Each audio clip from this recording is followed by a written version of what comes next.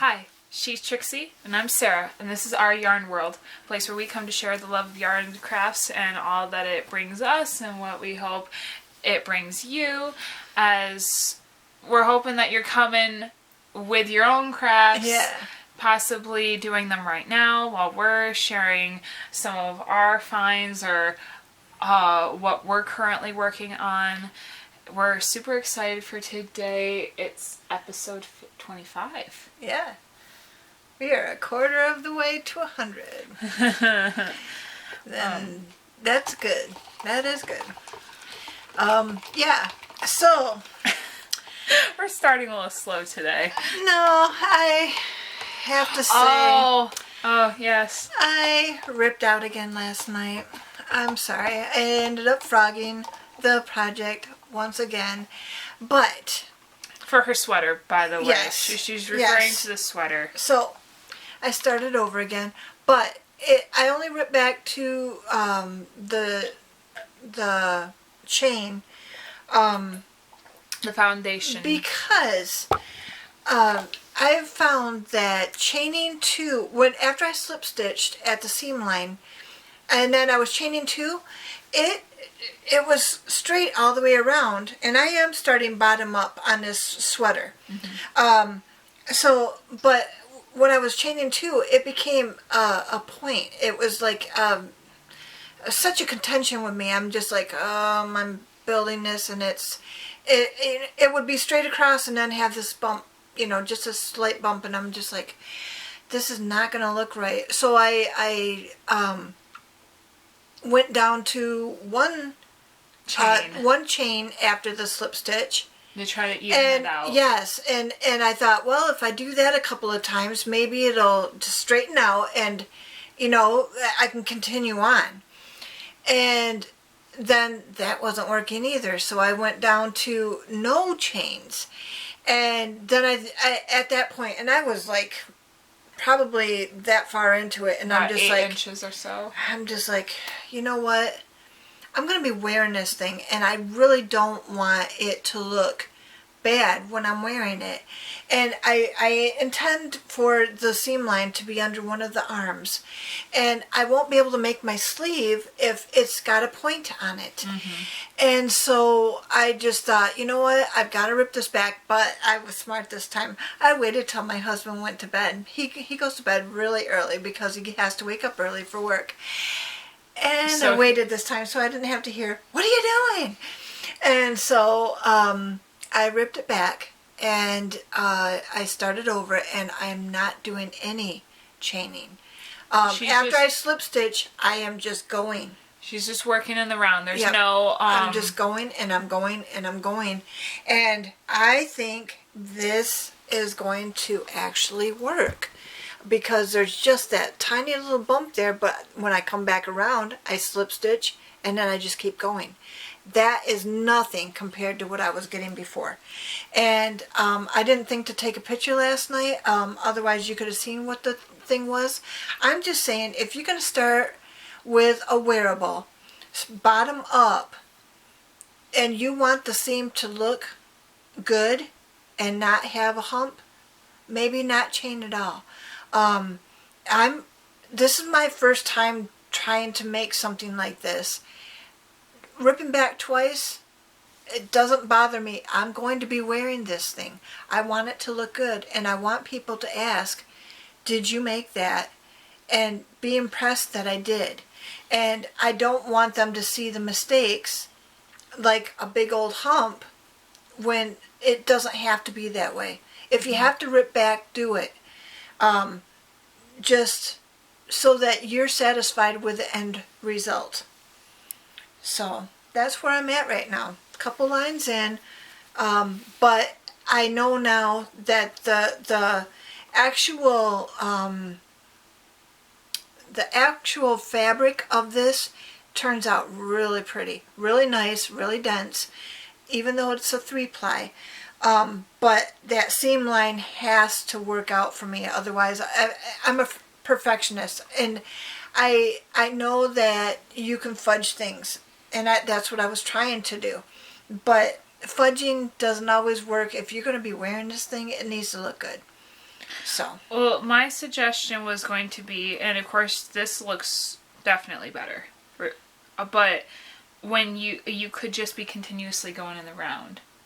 You don't even have to slip stitch. Just keep the chain. Just have your stitch marker on the first stitch of the round. Right. And just don't slip stitch. You won't even have this. Oh, well, maybe that's what I'll continue to do. So there's nothing wrong with slip stitching, but slip stitching still makes a seam. Yeah. You won't even have a seam if you just keep going. Okay. And that way you still know where your start is, because you need to be able to make sure that you have, like if you were to stop every couple of rows and count, know that you still have your proper count or something. Yeah. But you will want to slip stitch when it's your final row. Yeah. Regardless. So knowing where your first stitch is so that you know that you are completely even on the row. That works for me. But this still shows a seam, and if you're trying to avoid a seam, just keep going. Just continue with your single crochets all the way in the round. Okay. You don't have to, like, I don't really think this is going to show off that much, especially in the beginning if you want to keep that, but if you just continue, it will look like this. Right. Everywhere. It won't have this at all. Okay. All right. That's what I'm going to keep doing now. No shame. I'm not saying that there's anything wrong with it if you want to have that seam. I just am saying if you want to avoid anything, any dip going this way or any hump going this way on your seam, because you can actually cave in. Yeah, I know. Or you can go up. Yeah. If you don't want to do that, just keep going in the round. Okay. Just keep single crocheting all the way in the round. Having that stitch marker there so you know where your rows are, so you can still count how many rows you have. Right. Yeah, that sounds good to me. Because, like I said, this is my first time trying to do this. And even if I have to rip back one more time just to do what she's saying, well, I wouldn't even care at this point. If you want to do that, you can. I mean, you've only have 3 rows on here, but if you want to, we can easily, like, if you want to just keep going, we can easily sew and make this a little bit more sturdy just for those 3 rows, and you would not even notice. Nah. I can always just rip back one more time. But no, seriously, just going in the round, keeping that stitch marker there for the first stitch, because you're going to want to know, you're going to want to be able to count. Yeah. Part of the reason why I always say have a little bit of a tail and don't weave it until later is because when we're working from right to left, we know that this side counts the rows. Right. So you would be able to 1, 2, 3, 4. Yeah. Obviously over here is 3, but knowing where it started, because when we with crochet, when you're working in the round, I know this is probably going to be obvious to some of you, but just to address, when you're working in the round, you have a tendency of, depending on what place you start and what direction you're going in, depending on whether you're right-handed or left-handed, it's going to take a lean as to where the stitch goes, because crocheting, you're bricking. Yeah. So it's here, now we're working here, now we're working here, now we're working here, now we're working here. So we're always shifting where that first stitch is. Yeah. Unlike knitting, where the first stitch is always on top of the previous stitch, always on top. Crochet is always just over to the next. Yeah. So you're always going to have that gradual turn. You'll never know where the first stitch is just starting from here. Yeah. So you're going to want to know where this is, and you're going to want to keep that. Yep. But otherwise, just keep going in the round. And that way, if you need to, you'll know where you have to start counting to know how many rows you've done in the end. That makes sense, yeah. Because you'll see where the marker is, and you'll see where the tag is, so you know, you just be like, okay, I just have to move it right here so I know these rows are the accurate rows of how many I have to count. Yeah, that's cool. Is that... See? Yeah, it makes sense. Okay. So yeah, awesome. I would say do that. I was wondering if that's what was going to inevitably happen last week, but you seemed really happy last week with how things were, and I wasn't going to suggest you re-rip it out. Yeah. And I'm not trying to come out if it's condescending or anything. I'm just saying, you were happy with it last week because Right. it wasn't making that hump then. Right. And so No. I wasn't going to say anything. But if this was how I would make my wearable. Right. Yeah. And that makes total sense to me. So, yeah, I'm going to do that. I really think it's going to look good. Mom has very even stitches. The material that she's using, this 3-ply, is very sturdy. We're used to using acrylic, but this has wool and a whole other fibers. Yeah. And so it's definitely a wearable yarn. Mm-hmm. And it is making a very nice, almost like spongy Yeah, fabric. Yeah. once knitted. Do you have anything else to show before I show off my stuff? I'm going to read a letter from my that's uncle. right. He got his blanket. Yeah, and he sent me an email, and I took a picture of it so that it'd be easy to bring up. And it says, "Trixie, thank you very much for the beautiful Afghan. You are very talented to make something like that. I really like all the colors, and it is very soft. I will definitely think of you when I warm my lap with it." So I thought that was really nice. He went on to say how his kids are doing and everything, but that portion was the very first paragraph that he wrote to me, and I just thought that was so nice. And I got that right after we filmed last time. Yeah. So I'm just waiting another week, but it's nice that he got it, and that he likes it, and that he'll think of me when he warms his lap. Mm-hmm. And to further make a point, my aunt, I found a picture in my stash, and I don't even know who took this picture or anything, but it is my aunt at a restaurant, and I think it must be after dinner, and she's got her bowl of ice cream. And this is years ago, like maybe 20 years ago or so, because she still got the light hair. But yeah, so I'm going to show you. There she is in all her happy little glory, because she's got her ice cream after dinner. So yes, that's why the ice cream Afghan worked very well for her. So just to let you know, that's why we did it. So last week I'd had a discussion with y'all about my current state of wanting to do something but not wanting to waste my time on just trying to figure out what I want to do, but actually having something I feel is worthy of my energy to do, so to speak. I'm someone that when I was younger, it just took a ball of yarn and a needle, and I didn't care what happened. I just wanted to do something. And now that I've definitely, my time is different now. I have to have my time set aside and mapped out and constantly scheduled and constantly knowing what I'm doing with it. I can't just waste it. Yeah, and little niches of time, you have to have that purpose. And though I want to be sitting down and knitting or crocheting, I have to have something to be doing. I can't just be diddle-daddling. Yeah. Because with not having time to just sit there and figure something out, it's going to feel like a waste of time when inspiration in that one moment is, if it doesn't follow through, or it's not just set. Right. There's no need. Then I'm just going to be sitting there getting something done, and then if one of my kids pulls me away, then when I come back, I'm not going to feel inspired to do it because that moment's gone. And so I'm going to want to actually do something else. So I've just kind of been diddle-daddling like that, and it's just been frustrating because, like I said, I just have nothing to do yet. And I'm excited because I know something will come up. I know I will have something to do. I just don't know when. But with my time, I've been recently started potty train my eldest that is about to turn 3 in August, the end of August.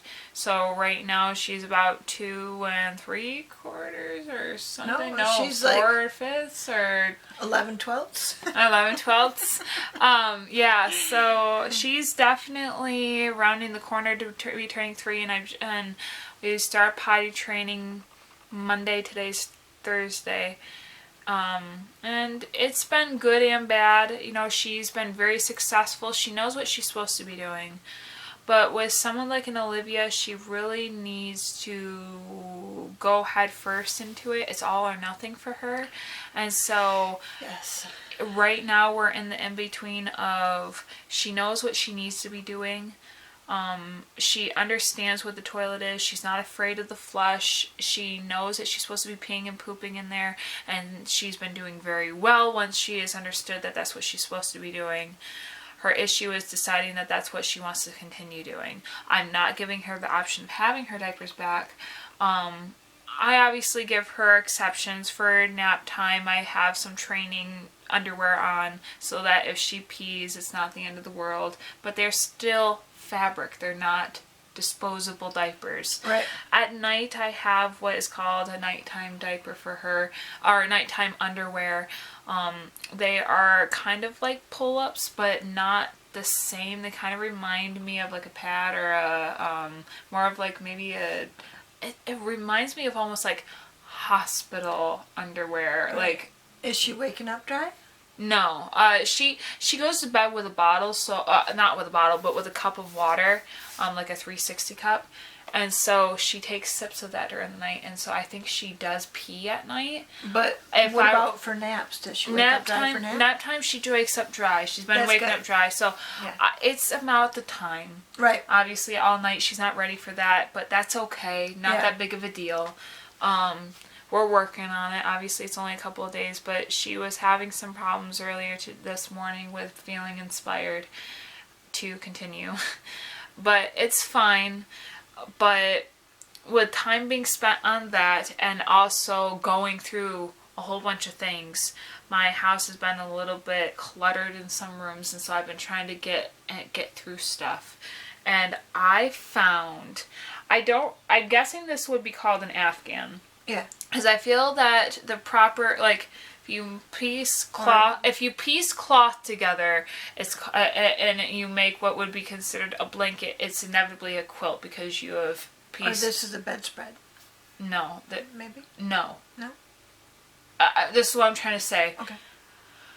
When you, like, from what I understand in the crafting world, if you're piecing fabric together with batting and a back, right, you have just made a quilt. Exactly. It's a form of a blanket, but it's specifically a quilt. Yes. When you sew something, an embroidered something, I think that has a very specific name. But when you crochet or you knit something, and it's the size and is the intention of being a blanket, it's an Afghan. Right. So I'm guessing this is an Afghan. It's just not a piece together, like, granny square Afghan. This is one of my mom's first. Yeah. So when I first taught my mom how to crochet, all she knew how to do was to chain and to do single crochet. Yeah. And she did it in the first stitch. She did not do through both loops at the time. Yeah, I did. She only did it through the one loop. And she kept telling me, I do not want to know any other stitches. This is what I know. This is how I know how to do it. And it's simple and good enough for me right now. Obviously, time has changed that. Nothing wrong with that. But at the time, this is all she was willing to do. But she did it diligently. This blanket fit and hung over on almost all sides, front, back, side to side, a full size bed. Yeah. I had a decent sized bed being, in my own little world when I was a teenager, and this blanket is huge. Like, huge. If I put it on my king, it might not drape over on the sides, but it would definitely cover the top without question. Like, it would probably meet the edges and the top and bottom. Right. It probably wouldn't overhang, but that's how big this is. I did not count the chains, but it's huge. And I just thought I would show it off. This thing is awesome. It's, like I said, my mom...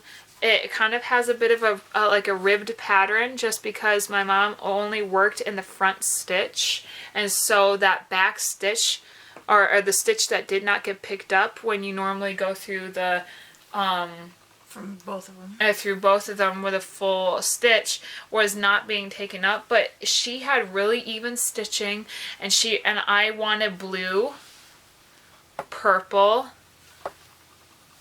sky blue, green, and like her normal patterns now, it reverted from the green, and reverted back to the light blue, to the purple, to the royal blue.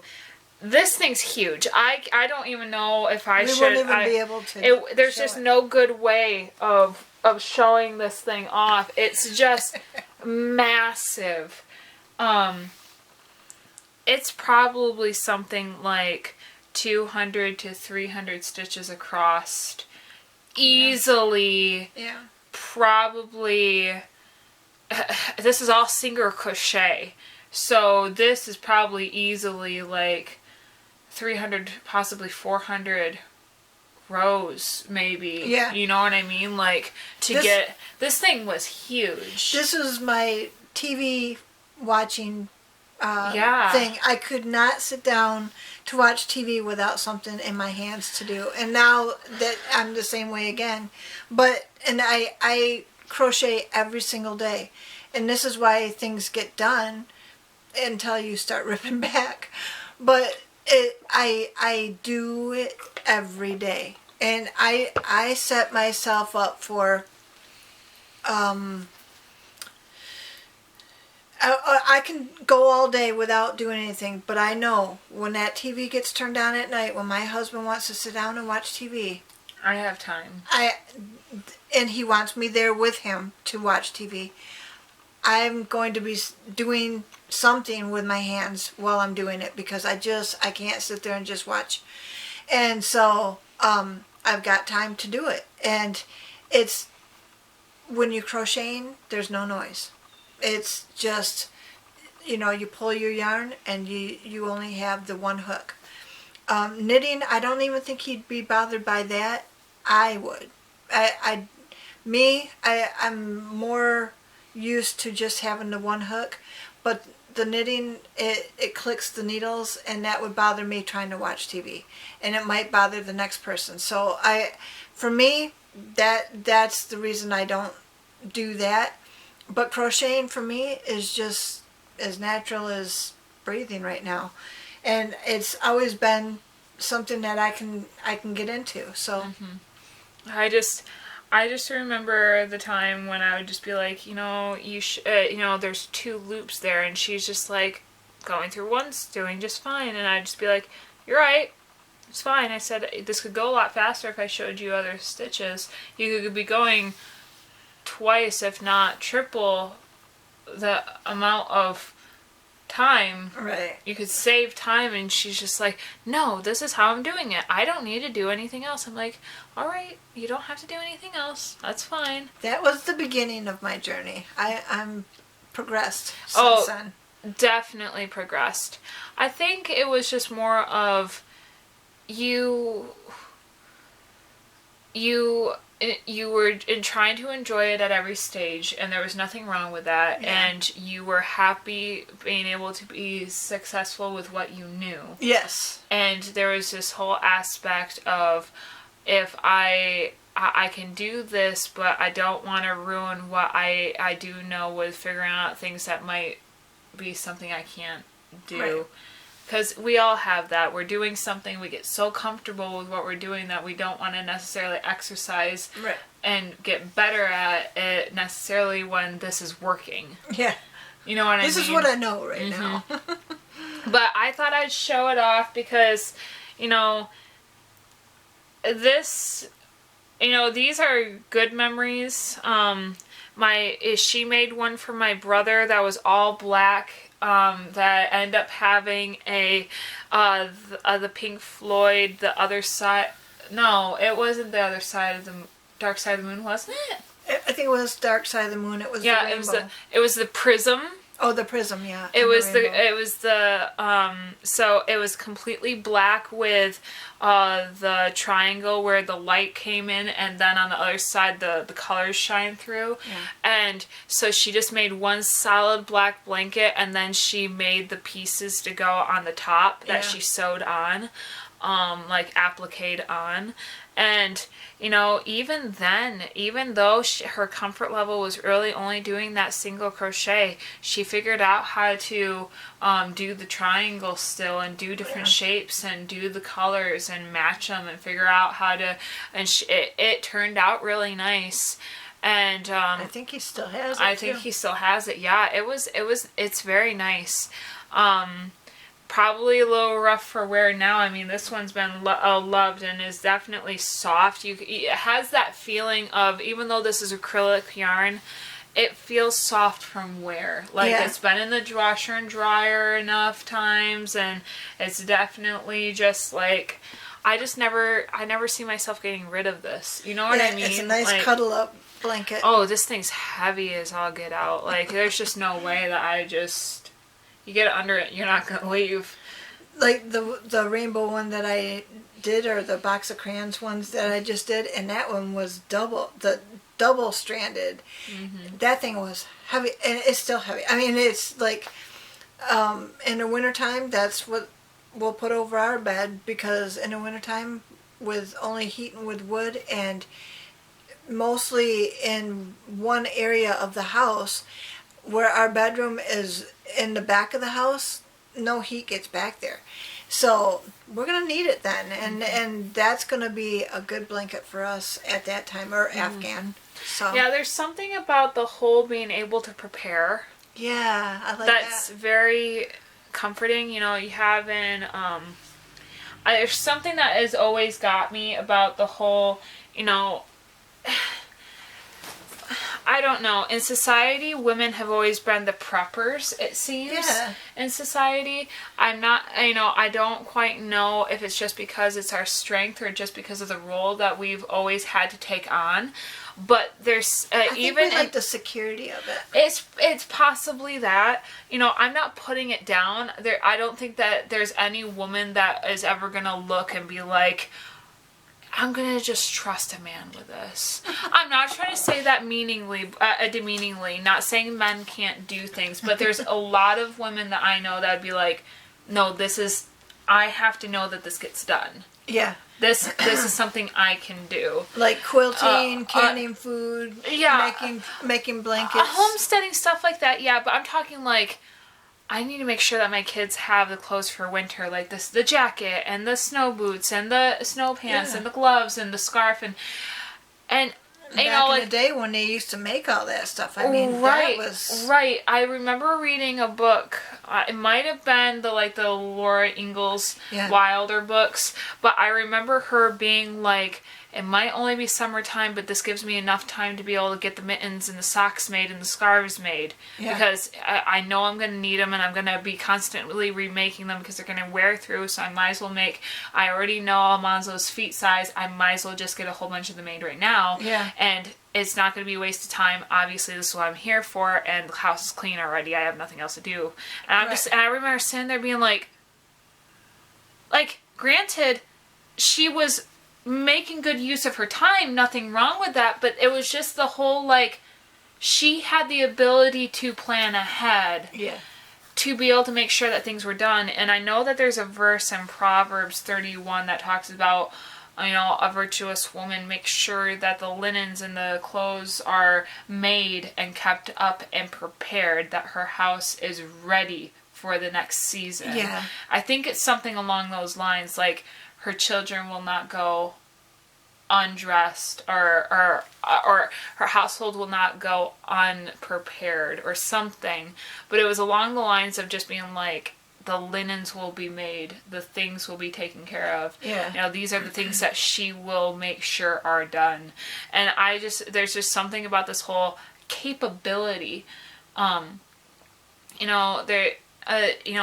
can say that this is a feminine art. I feel that this is a very versatile art. I don't think that there's anything necessarily distinctly female about the art crafts. Right. It just tends to be something that we do as preppers, as secure creatures that want to be able to have the security of being like, I'm going to do this. I'm going to make sure that it's taken care of, like you. I want to make sure that I want to make sure that I have the blankets made. I want to make sure that I have a sweater for winter. Right. For me, I'm going to make sure that the kids have socks. I'm going to make sure that the kids have scarves and hats and mittens and stuff for,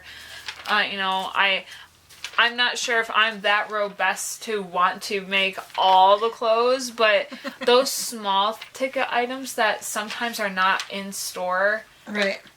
They always overstock with jackets. They always overstock with things like that nowadays. Right. But, are you looking for it?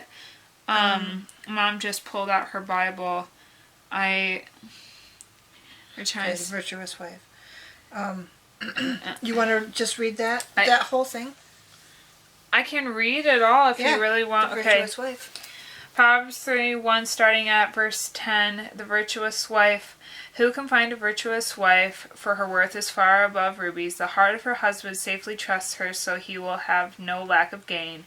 She does him good and not evil all the days of her life. She seeks wool and flax and willingly works with her hands. She is like a merchant ship. She brings her food from far off. She also rises while it is yet night to provide food for her household and portion for her maidservants. She considers a field and buys it. From her profits she plants a vineyard. She girds herself with strength and strengthens her arms. She perceives that her merchandise is good, and her lamp does not go out by night. She stretches out her hands to the distaff, and her hands holds the spindle. She extends her hand to the poor, and she reaches out her hands to the needy. She is not afraid of snow for her household is clothed with scarlet. Yeah. She makes tapestries for herself. The clothing is fine linen and purple. Her husband is known at the gates when he sits among the leaders of the land. She makes linen garments and sells them. She supplies sashes for the merchants. Strength and honor are her clothing, and she shall rejoice in the time to come. She opens her mouth with wisdom, and on her tongue is the law of kindness, and watches over the ways of her household, and does not eat the bread of idleness. Her children rise up and call her blessed, her husband also, and he praises her. Many daughters have done well, but you excel them all.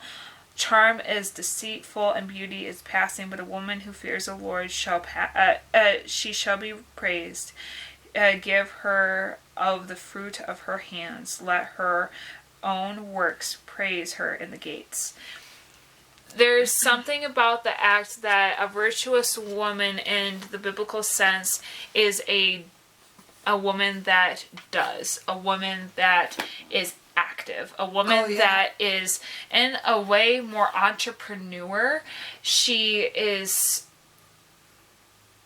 always seeing a need and trying to do her best to fill the need. Yes. Even she's wise enough that she recognizes that she can, if there's something that she can do, she's gonna do it. Yeah. And it's not overstepping her role. This is her role. Yeah. And there's something about the whole aspect of, her husband has a job, but she doesn't make it any harder. She takes on her role, but by doing it, she honors him. When he goes and does his stuff, she's doing her work. At home, she's making stuff, able to sell it, able to buy things, invest. I consider that vineyard thing like her way of investing on their behalf. Like the whole aspect of she's making things even the merchants would want to buy, not just to resell, but for themselves. But even the husband sitting at the gate with the other men, she's made his clothes, and they are very. He's very blessed to be wearing them, but they're noticing it too. Well, there was something to be said, especially in that day, that if you had a partner that had any sort of reputation was big back then. Oh, yeah. And so even if your classism in the day was low, if you had a family of good reputation or a partner of good reputation, it's just like, that was more valuable than rubies. That was more valuable than, because that can't be bought. You can't just buy a good person. You can't buy a person of good character. Or don't defame your own name. Your name meant a lot in the community. Yeah, and so it was one of those things where it's like, to have a woman that could do, that you could trust, that if what you walked away wasn't gonna backbite you, but because of what her works, it was honorable. The other men were just like, you have a good thing. Yeah. You're doing good. You're a blessed man. She's honoring you. Yeah. And yet he obviously honored her. He Yeah. wasn't just, she wasn't a prize. She wasn't just this trophy. He saw her worth and was like, look at this, kids. Like, look at what your mom's doing. Like, this is good. He trusted her to spend her earnings to invest and do good for their household. Yeah. He was well aware that she would make sure that things would get done. One of the things that I remember early on was the whole, when I was younger, reading that verse of she would wake up early even when it was dark, and she would prepare things for not only her household but for the maidservants. Just this action of, I see you, I appreciate you. Yeah. Thank you for all that you do for us. Yeah, like, she might had to get up early to, like, it's like that whole action of the coffee pot's on. Yeah. The coffee's made. There's muffins made, something like that. But there's this recognition of, even the servants would get a taste of her kindness. And there was this whole thing of, you're a human being. You might be a servant to me, but I appreciate what you do. And recognizing that their acknowledgement is going to only make them want to work better. Yeah. And so her household was always in good shape because she had servants that wanted to be appreciated. there. They felt appreciated. Yeah. Her children were never lacking anything. The house always had things that it needed. Every single time there was a need, it was being met.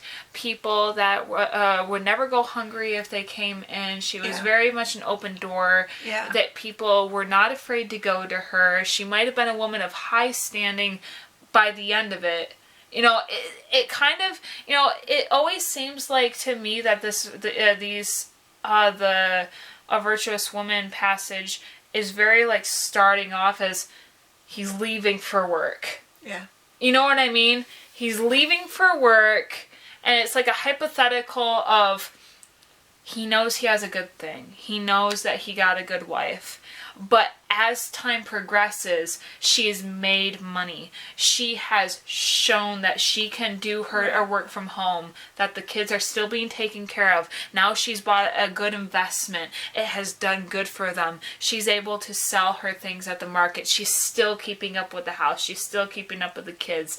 He's being noticed for her works just as much as his works are being noticed on her. Yeah. They're working as a team. The kids are being blessed. There is a stable home. Everything's going well. It's not vanity for her. She's not trying to prove a point. She's just trying to make a secure home. And she's not just putting her gift on the shelf. And I think too, it's a step-by-step process. It's not going to happen overnight, but it is going to happen. And then it ends with him coming home being like, look at all you've done. Like, look at this. Obviously, it's not in one day, but it's more of like this whole gradual progression of, he's leaving for work, and by the time he gets back, and like over a year or whatever, it's like, look at this. Like, this is good. This is good. And he's not shaming her for this, because we have, as a stay-at-home wife, stay-at-home mom,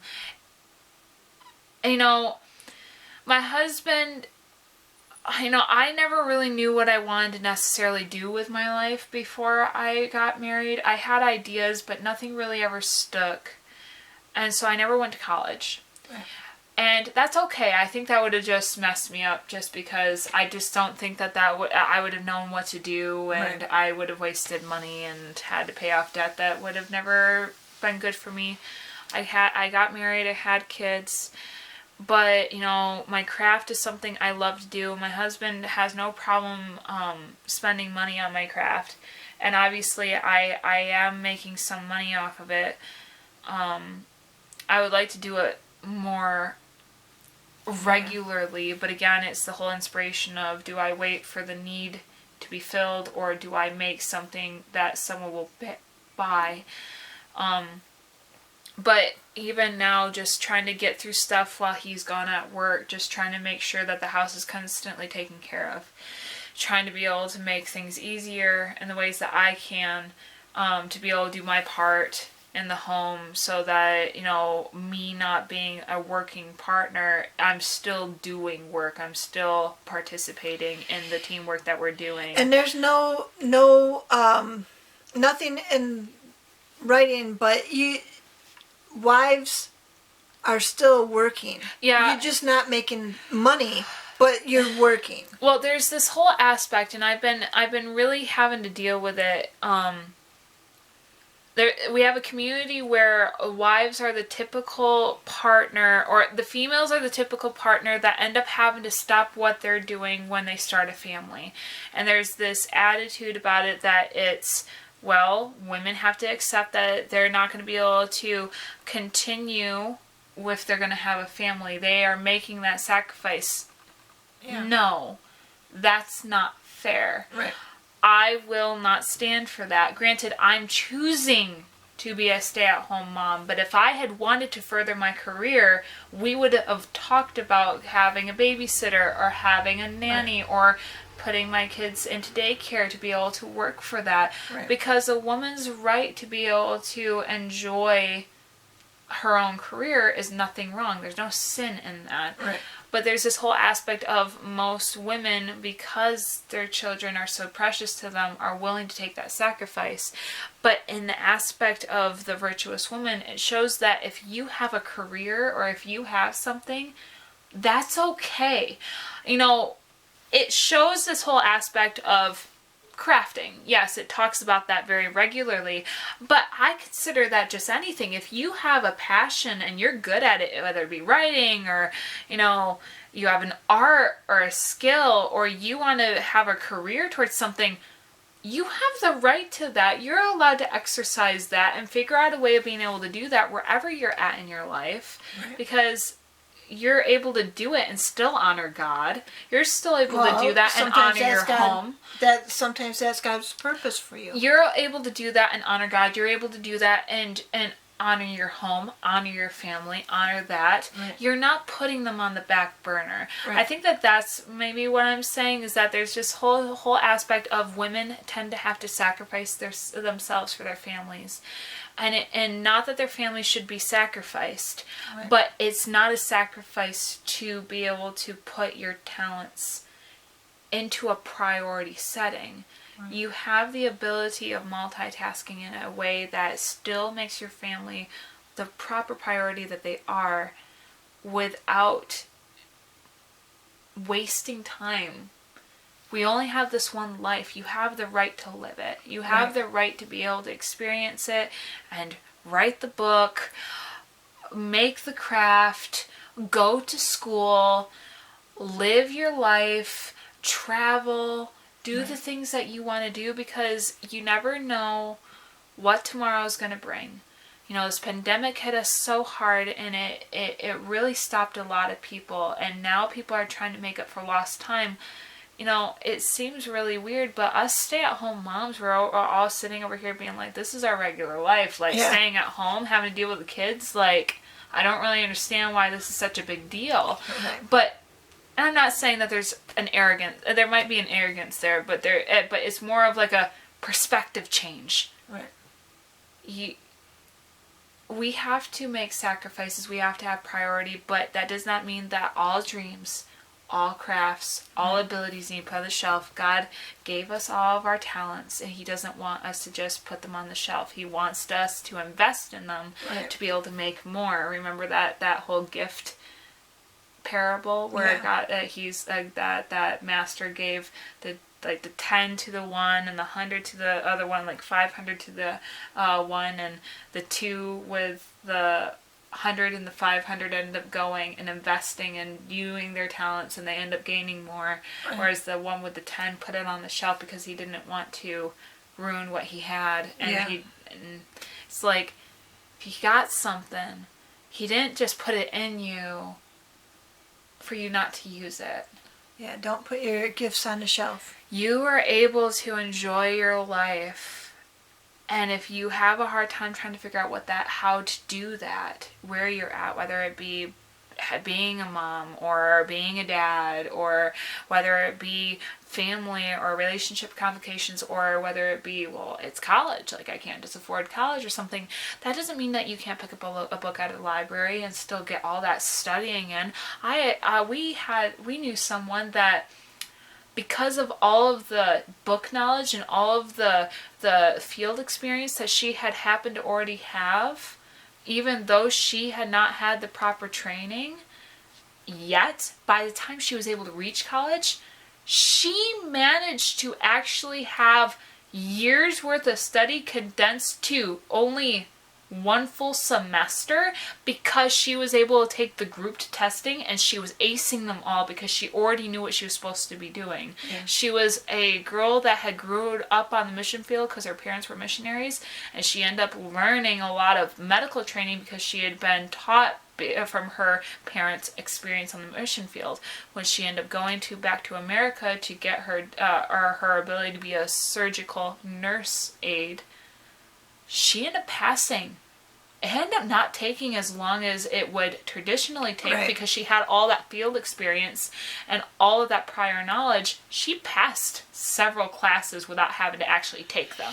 And there's something about the whole, if you don't have the ability to go to college yet, still work towards it. You can still make your dream possible, or even easier, by just picking up a book, looking up a YouTube tutorial, getting into it. My husband's been wanting to get into woodworking for the last several years, and he's been watching YouTube tutorials, reading up on it, and now he's been going to sales and stuff, and he's picking up big tools that at estate sales are cheap, but if he were to buy them in the store, they'd be hundreds of dollars. But because he knows the value of them, he's picking them up here and there. He's now learning things that he would not be able to do if he had just went to a woodworking shop or whatever. He's studying up on it. There's ways of doing things that even if you have to wait for the certificate, you can still get to the enjoyment of getting to get there. Right. Enjoy the process. Don't feel like you have to stop for life. Right. Because life is going to continue going. That clock is going to continue going regardless of whether you're doing something or you're not. Right. So, I don't know. I just get frustrated when people are like, I don't have time. It's like, no, you can make time. There's no sin in making your talent a part of your priority list. That's right. And that's what we're trying to accomplish here, and let you know that just an encouragement. Okay. It's okay, like, because we as moms especially have a hard time making ourselves priorities. Yeah. And I guess maybe this is just more of a preaching to me, but if there's something that you want to have or to do and you want to work for it, there's nothing wrong with take the time to do it. Even if it's 5 minutes. Find an audiobook. Find something. You can multitask. Yes. It's possible. I hope this helps. Yes. We kind of were all over the place. I don't even know what you're going to title this. We'll figure that out. But episode 25, we're really enjoying this. We hope that y'all are enjoying it too. I guess we never did. Okay, we're good. I'm sorry. I'm so distracted. All right. If there's nothing else that you have anything to add? Okay, well, we hope that you have a good week. We'll see you next week. Hopefully I have something that you'll be more ahead on this sweater by then. Yeah. And now that I know what I'm doing. But, of course, share with us any thoughts, anything that you want to share with us, prayer requests, anything. We have the ability to doing it private with our email down in the description, or you can leave a comment down below. We'd love to hear from you guys. Any suggestions, whether it be tags or anything that we might not see that you guys would be interested in. We've done a couple, but if you have any that you would like us to do, go ahead and tag us. Talk to us. We'd love to hear from you. But until next week, we ask that you stitch your way to mental health.